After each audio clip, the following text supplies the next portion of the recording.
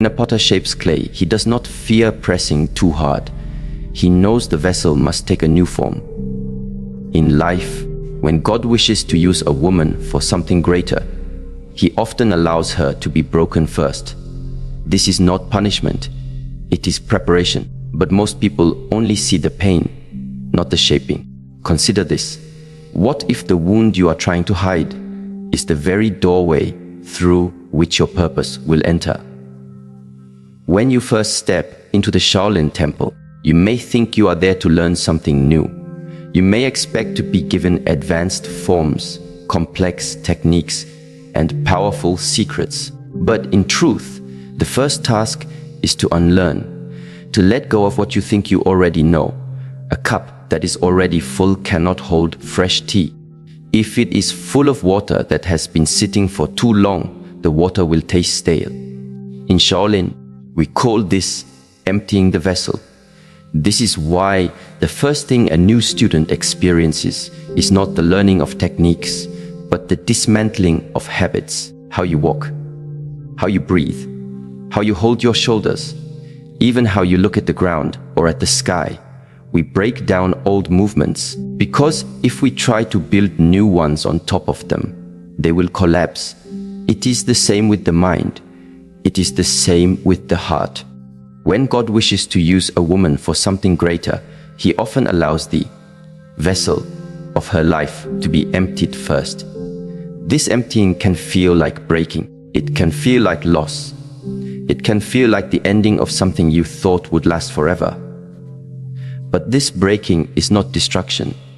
It is preparation. Imagine a clay jar that has been holding bitter herbs for years.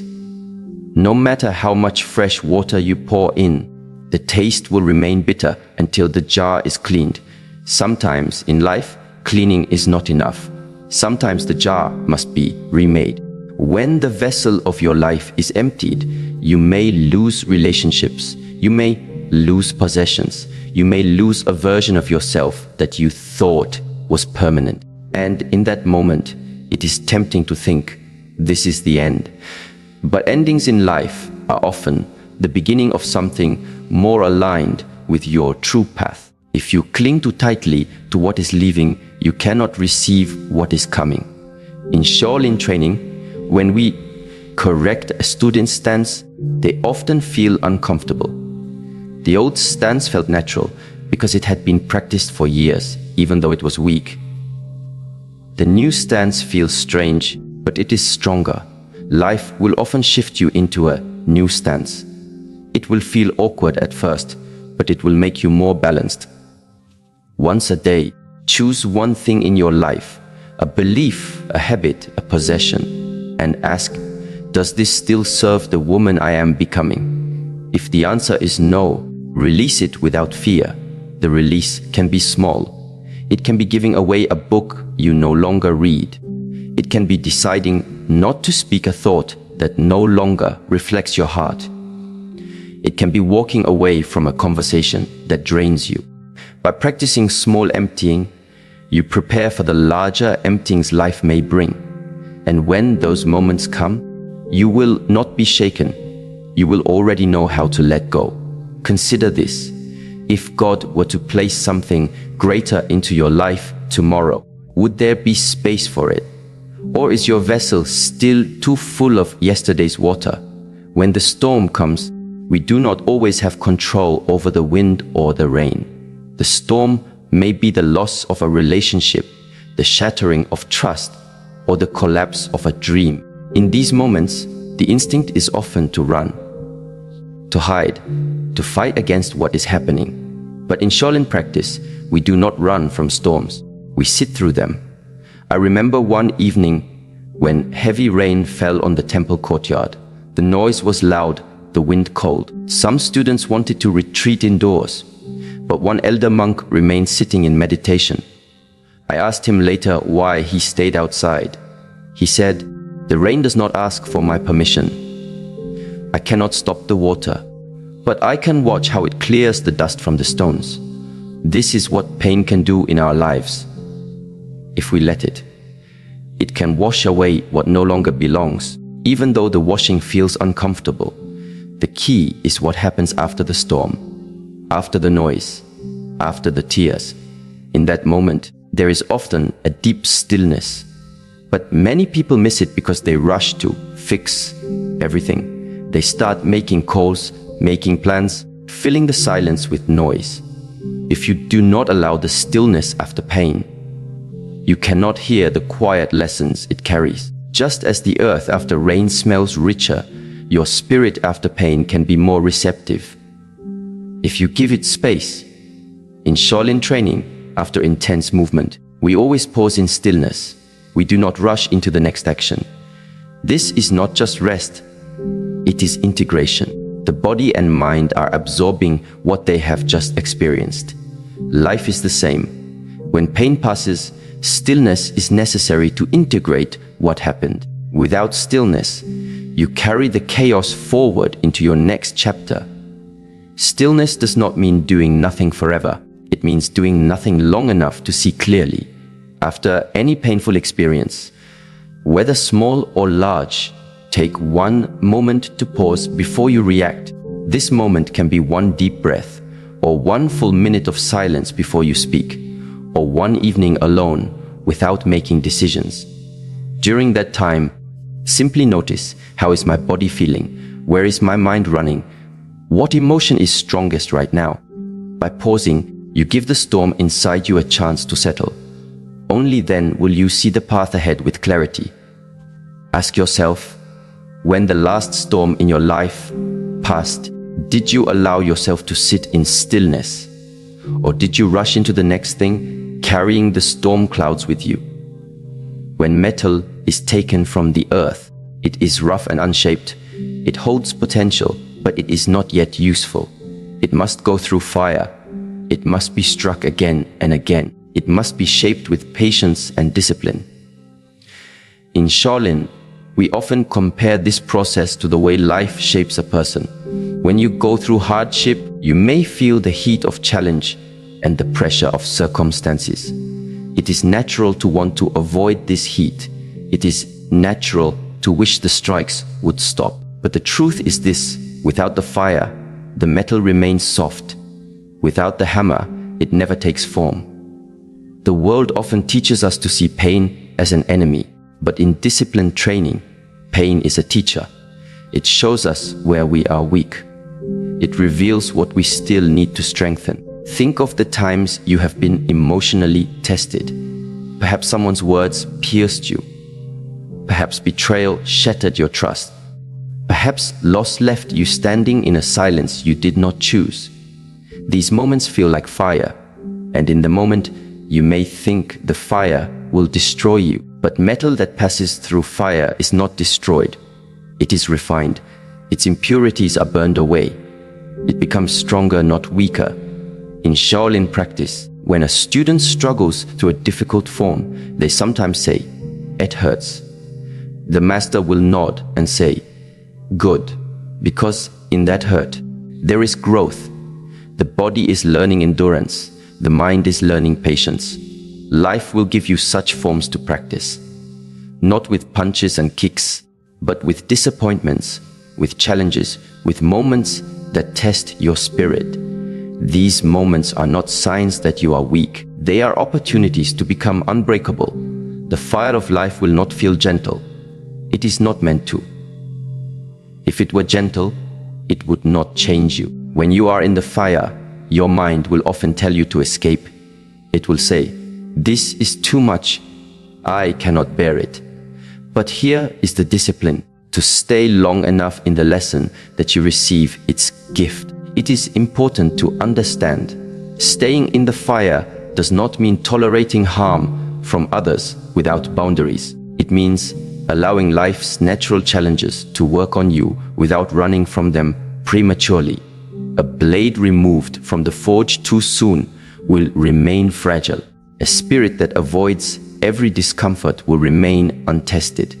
There is also something else that the fire teaches: humility. When you feel pain, you are reminded of your own humanity. You are reminded that you are not invincible in the way your ego imagines. You are reminded that growth is earned, not given. This humility is a strength. It allows you to connect more deeply with others. When you have walked through fire, you understand the fires others have endured. Your words carry weight because they come from lived experience, and your compassion deepens because you know the cost of strength. Some people see life's challenges as unfair punishments. Others see them as meaningless obstacles. But when you see them as the forge that shapes you, your relationship with pain changes. It becomes purposeful. It becomes part of your training. When you think about your own life, notice the moments that shaped you most deeply. Were they the easy days when everything went smoothly? Or were they the difficult ones when you had to face something you thought you could not handle? It is often the second. And so, when the next challenge comes, you do not need to welcome it with joy. You do not need to pretend it is pleasant. But you can meet it with steadiness. You can meet it with the knowledge that the fire will not last forever, and that you will emerge stronger if you endure. If you can learn to see emotional pain in the same way as physical training, you will develop resilience that is not easily shaken. The person who learns to endure discomfort gains freedom, because the world cannot control someone who does not run from difficulty. In Shaolin, we also teach that strength is not only the ability to withstand the strike, it is the ability to remain balanced and centered while it happens. A blade is not forged only for hardness. It must also have flexibility. Too hard and it will break under pressure. Too soft and it will bend permanently. In your life, this means cultivating a heart that is both strong and compassionate. Do not let the fire turn you bitter. Let it turn you wise. Do not let the strikes make you hard toward everyone. Let them make you discerning, able to protect yourself without closing completely. Every time you pass through the fire, you carry forward two things: strength and clarity. Strength, because you now know you can survive. Clarity, because you now see what truly matters. The greatest benefit of walking through pain is not simply surviving it. It is emerging with a mind that knows itself better. You see what you can let go of. You see what is worth protecting. You see which relationships can withstand heat and which cannot. This is how the fire shapes not only your inner steel, but also the structure of your life. It reveals what is real. The more you train your mind to see pain as a forge, the less fear you will have of it. Fear of pain often causes more suffering than the pain itself. When you release that fear, you step into a freedom most people never find. The next time you are in a moment of emotional challenge, remember this: you are the metal in the fire. You are not being destroyed. You are being shaped. Practical application of this truth is simple, but requires discipline. Each time you feel emotional pain, pause before reacting. Notice what the pain is showing you. Is it revealing a boundary that was crossed? Is it pointing toward a weakness in your patience, your trust, or your self-worth? Instead of immediately seeking comfort, allow yourself to sit with the lesson. Over time, this practice builds a mind that is less reactive and more deliberate. You begin to choose your responses instead of being controlled by your emotions. You begin to see pain not as a signal to flee, but as an invitation to grow. Consider this in your own life. Which fires have shaped you into the person you are today? And when the next fire comes, will you run from it? Or will you let it make you unbreakable? In Shaolin, we say that the strength of a warrior is not only in his strikes, but in how he guards his gates. The gates I speak of are not wooden doors or stone walls. They are the entry points to your inner energy, your mind, your heart, your spirit. Every human being has a certain amount of energy each day. This energy is your life force. It is what you use to think, to feel, to move, to love, to create. If you allow it to leak, you will find yourself exhausted without knowing why. If you learn to guard it, you will walk through life steady and unshaken. Most people are unaware of how much they give away without intention. They give it through constant worry about things that do not matter. They give it through arguments that do not need to be fought.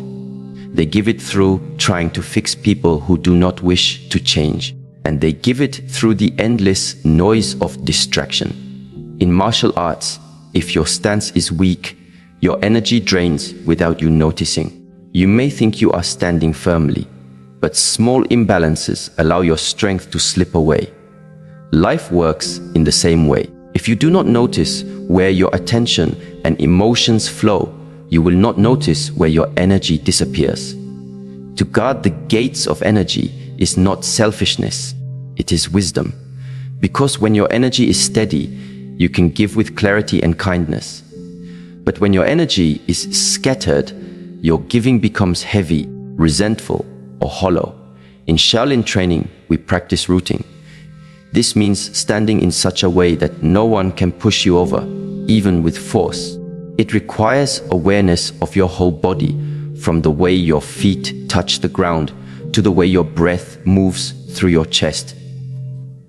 To guard your inner energy, you must root yourself in the same way, aware of where you are strong and where you are open. Some people leave their gates wide open all the time. They say yes to every request. They listen to every complaint. They take on every burden as if it is their own. At first, this may look like kindness, but over time, it leaves them drained and unable to help anyone, including themselves. Others keep their gates locked at all times. They give nothing, trust no one, and let nothing in. This may feel safe, but it leads to isolation and stagnation. Energy, like water, must flow, but in the right direction and at the right times. Guarding the gates means balance. It means learning when to let energy in and when to keep it out. It means knowing which people enrich your spirit and which ones deplete it.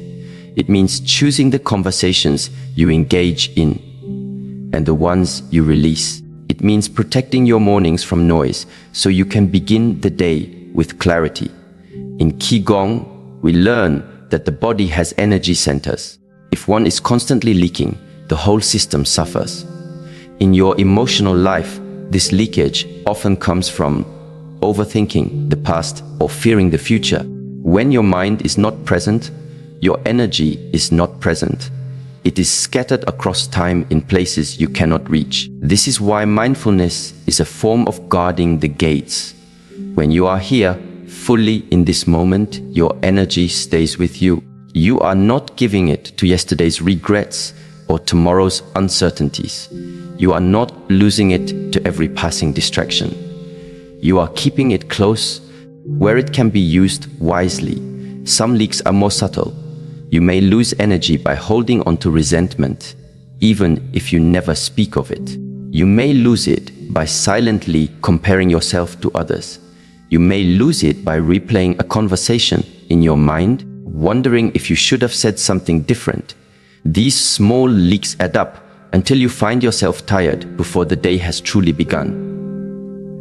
In Shaolin, when we train in groups, we are taught to be aware of the energy of the person next to us. If they are moving with focus, it strengthens the whole group. If they are distracted, it weakens the flow. The same happens in life. When you spend time with people who carry chaos, you will carry some of it yourself unless your gates are guarded. Guarding your gates does not mean cutting people off without care. It means learning how to be present without being consumed. It means listening with compassion, but not letting every problem enter your own heart. It means giving your time and attention in ways that match your deeper values, not in ways that only seek to please. This guarding also applies to how you speak. Words carry energy. When you speak carelessly, you give away more than you intend. When you share every detail of your life with anyone who will listen, you may invite energy into your life that does not serve you. Silence, when chosen with awareness, is a form of strength. In relationships, guarding your energy means not allowing someone's emotions to control yours. If they are angry, you can remain calm. If they are impatient, you can remain steady. This is not indifference, it is discipline. Because if your emotional state is always dictated by others, your energy will always be at the mercy of the outside world. When you guard your gates, you will notice something powerful. You stop feeling pulled in every direction. You stop waking up with a mind already full of noise. You stop saying yes when your heart means no. You stop giving your best hours to people and tasks that do not align with your deeper path. This guarding is not something you master in one day. It is a lifelong practice. You will sometimes open the gates too wide and feel the drain. You will sometimes close them too tightly and feel the isolation. But with each day of mindful attention, you will become more skilled at knowing the difference. If you wish to begin this practice now, start simply. Choose one small gate to guard today. It may be your morning. Decide not to look at your phone for the first hour after waking. It may be your attention. Decide to leave one conversation if it becomes gossip. It may be your emotions. Decide not to respond immediately when you feel provoked. This is how the practice grows, one guarded gate at a time. And as you grow, you will notice you have more energy for what truly matters. You will have more patience for those you love. You will have more clarity in your decisions, and you will walk with a steadiness that others can feel, even if they cannot name it. Consider this. Where in your life are the gates wide open without your awareness? And if you began to guard them, how much more strength, peace, and presence would you carry into each day? When something breaks, most people see only the loss. They see the damage. They see the pieces scattered on the ground. But there is another truth, one that can only be seen when the mind is calm. Sometimes, when a structure cracks, light begins to enter. In Eastern philosophy, there is an understanding that perfection is not the absence of flaws. Perfection is harmony, and harmony often includes spaces, openings, and contrasts. A flawless wall may seem strong, but it allows nothing through. A wall with a small opening lets in the wind, the fragrance of flowers, and the warmth of the sun. Life is much the same.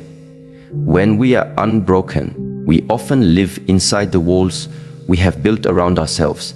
We think we are protecting ourselves, but in truth, we are protecting our illusions. The break, whether through loss, disappointment, or failure, allows something real to enter. In Shaolin training, we sometimes use paper lanterns to light the courtyard at night. When one tears, the younger students see only damage. They say, "This lantern must be replaced." But if you look closely, you will see that the tear allows the moonlight to shine through alongside the lantern's glow. The beauty is different now, not what we planned, but perhaps something more honest. The same is true in your life. A relationship ending, a job loss, a betrayal. These may feel like the tearing of the lantern. At first you see only the ruin. But in time, if you remain open, you will see what has entered through that space. It may be self-respect.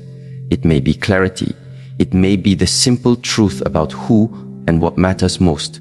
The clarity that comes through breaking is rarely something we would have sought out willingly. It often comes with discomfort. It asks us to face parts of ourselves we have avoided. It asks us to acknowledge the reality of people and situations we once chose not to see. But clarity is always a gift, even when it is delivered in the wrapping of pain. Because once you see clearly, you can no longer be deceived by illusions. You can no longer pretend that something is whole when it is already fractured. And you can no longer confuse comfort with truth.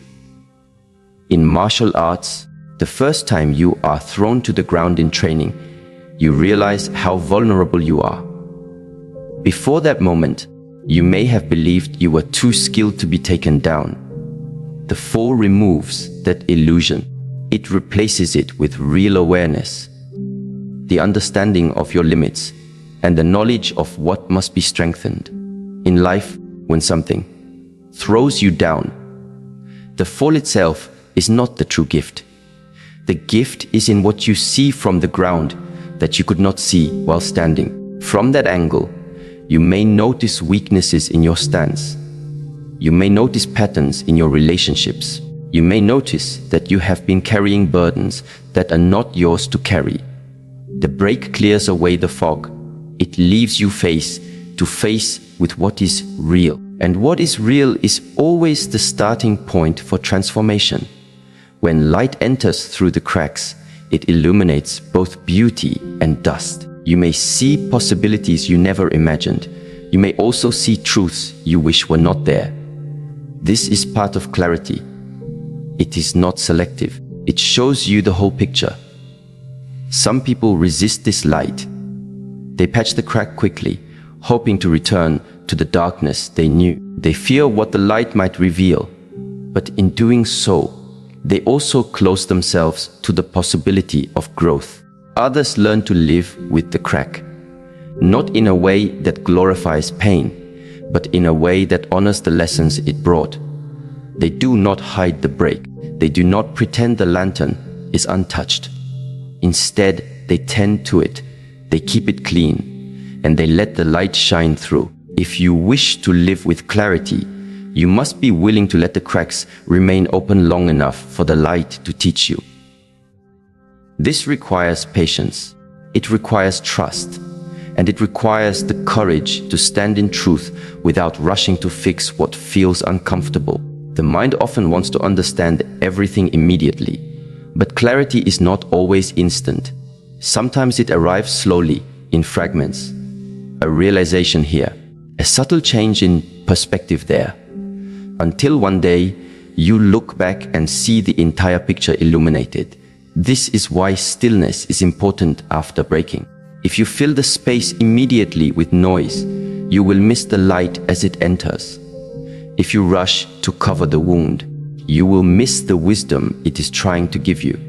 In Shaolin, after breaking down an old movement pattern, we allow time before teaching the new form. This pause is not wasted. It is the space in which understanding grows. The same principle applies to life. After something in you or around you breaks, allow a pause. Sit with what has been revealed before rushing to replace it. The clarity that comes through cracks also changes the way you see others. When you have been broken, you can recognize the breaks in those around you. You can see the light shining through them, even if they cannot. This makes you more compassionate. It allows you to meet people where they truly are, not where they pretend to be. But there is a caution here.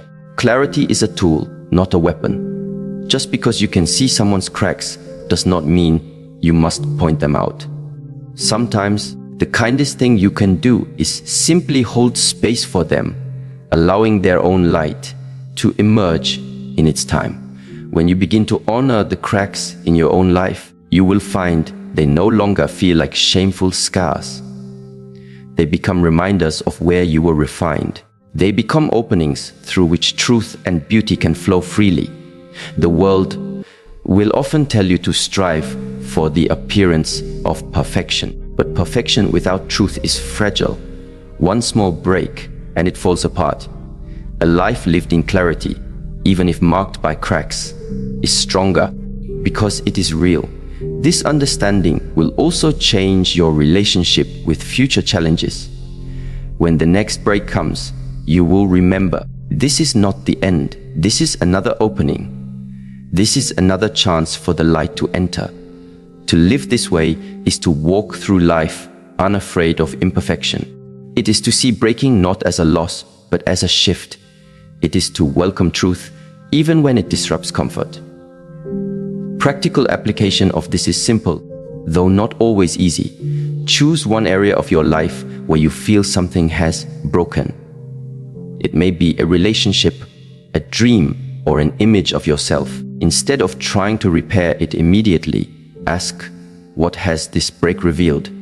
What light has entered here that was not here before? Write down what you discover. Return to this reflection over time, adding to it as more clarity comes. Clarity is not a single moment. It is an unfolding, and the more you honor it, the more it will guide you. Consider this. If every crack in your life was not a flaw to hide, but an opening for light to enter, how differently would you see your own story? When winter comes, the garden seems dead. The trees stand bare. The earth lies cold and still beneath the frost. If you are not familiar with nature's rhythms, this season feels like an ending. But for those who know the way of the earth, winter is not a death, it is a preparation. Winter is the quiet folding back of life's energy. It is the stillness beneath the surface, the time when roots gather strength in the dark, the time when the garden rests so it can bloom again with greater vitality. In the same way, the pain and hardship that break a woman, the winter of her soul, can feel like a season of loss. It may seem that everything she has built is falling away. The warmth of connection may seem absent. The brightness of hope may seem distant. But if she looks deeper, she will understand that winter has its purpose. It is a sacred time. A time when the ground is cleared of weeds. A time when the soil is softened for new seeds. A time when what is dead or broken is transformed into nourishment. This is the way of nature, and this is the way of spirit. When God breaks a woman He wants to use, He is not abandoning her to endless winter. He is preparing her for spring. He is preparing her to bear fruit in the right season. This preparation is not always easy to see in the moment. It asks for patience, the kind that trusts without knowing, the kind that holds hope in silence. Consider the farmer who works in a place with harsh winters. He knows the fields will look barren for months, but he does not despair. He does not try to force early growth. He waits with care, tending the soil, knowing that spring will come. In the same way, a woman in the winter of her life can care for her inner garden. She can tend her spirit with practices that nourish quietly. Meditation, reflection, gentle movement. She can clear away what no longer serves, letting go of toxic relationships, false hopes, or self-limiting beliefs. This winter rest is also a time for inner transformation. Pain can soften the heart. Loss can deepen compassion. Silence can bring wisdom. A garden does not bloom overnight. It blooms in cycles. There is a time for planting, a time for waiting, and a time for harvest. When a woman embraces her winter, she honors these cycles within herself.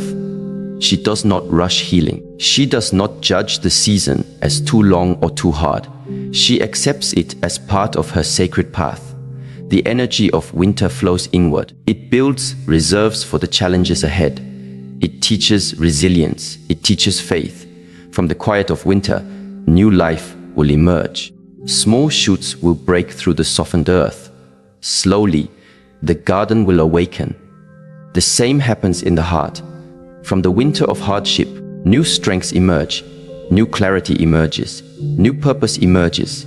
When spring finally arrives, the woman who has endured winter will bloom more fully. Her roots will be deep. Her branches strong. Her flowers vibrant. She will be ready to give fruit that nourishes others. She will understand the cycles of life in a way that only those who have waited can. This is the promise of winter. It is not an ending. It is a sacred pause. A powerful transformation. Practically, this means allowing yourself to rest without guilt, to stop pushing when the season calls for stillness, to listen to the quiet whispers of your soul. One simple habit is to create a daily practice of stillness, even if only for 5 minutes. Sit quietly, breathe deeply, feel the ground beneath you. Invite patience and trust into your heart. Over time, this will become your inner winter garden, a place of calm strength. Ask yourself gently, Where am I in my own seasons? Am I rushing spring before winter has done its work? Am I holding on to winter with fear, or am I allowing it to prepare me for what is next? In this reflection lies deep wisdom. In this acceptance lies peace. And from this peace, the true blessings of life grow. In life, there is a principle that many do not see clearly until it has touched them deeply. It is this true transformation often comes from surrender, not resistance. When the divine chooses to break a woman, it is not to punish, it is to awaken. Breaking is not destruction, it is opening. It is clearing the old so the new can enter. In the East, the bamboo teaches us this lesson. Bamboo is strong and flexible, but in a fierce storm, it bends. It does not resist the wind. It surrenders to the force around it. Because of this surrender, bamboo does not break easily. It returns to its upright posture when the storm passes. It grows stronger after each storm. The woman who is broken by God learns to be like bamboo. She learns the power of surrender, not as weakness, but as strength. When she surrenders, she stops fighting the pain. She stops pushing against the things she cannot control. She opens a space inside herself, a space of acceptance and trust. This space is sacred. It is where healing begins. It is where new energy flows. Many people confuse surrender with giving up, but surrender is very different. It is a mindful release. It is saying, I do not have all the answers. I trust the process. In Shaolin, we train the mind to be present with discomfort. We do not avoid it. We do not attack it blindly. We observe it with calm attention. This practice teaches a vital lesson. Resistance creates suffering. Surrender creates peace. When a woman faces the breaking, her instinct may be to resist, to hold tightly to what she is losing, to cling to identity, to relationship, to past hopes. But resistance is like grasping water. The tighter you hold, the more it slips away. Surrender, on the other hand, is like opening your hands to receive rain. It invites the nourishment that only the divine can give. Through surrender, the woman becomes aligned with a deeper current of life. She connects to a source beyond her immediate pain. She taps into a wisdom that knows this breaking is necessary. This alignment brings clarity. It brings strength that is quiet but unshakable. It is the difference between being tossed by waves and becoming the still lake beneath them. In the still lake, the water is calm and clear. The depths reflect the sky without distortion. In the same way, surrender calms the turbulent emotions within. It allows the true self to emerge. This true self is not defined by pain or loss. It is defined by presence, by awareness, by compassion. Surrender also changes how the woman views her pain. Pain is no longer an enemy to be feared or fought. It becomes a guide, a teacher. Every ache, every tear, every broken dream is a message. It asks her to slow down, to look deeper, to find what is hidden beneath the surface. In the Shaolin tradition, pain is seen as a signal, not a sentence. It tells us where our boundaries are. It shows us what we need to nurture or protect. When a woman surrenders to her pain, she listens carefully to what it reveals. She learns from it instead of denying it. This learning is not always easy. It can be uncomfortable. It requires courage. But it leads to freedom. Freedom from the stories that keep her trapped. Freedom from fear of the unknown. This freedom is the true blessing of being broken. When a woman embraces surrender, she also opens herself to grace. Grace is the energy that moves through all things. It is the power of transformation. In moments of deep surrender, grace enters. It heals wounds that logic cannot reach. It restores what was lost in ways the mind cannot imagine. Many women fear surrender because they worry it means losing control. But control is often an illusion. True power comes from letting go of control and trusting the divine flow. In this trust, she becomes a vessel through which strength, wisdom, and love can flow. This vessel is what God wants to use. The broken woman is not less. She is more, because she carries the marks of transformation. She carries the light that comes through surrender. Practically, surrender can begin with a simple breath. When pain arises, pause. Breathe deeply. Say silently, I surrender this moment to the process of healing. This practice trains the mind to stop fighting and start receiving. Over time, surrender becomes natural.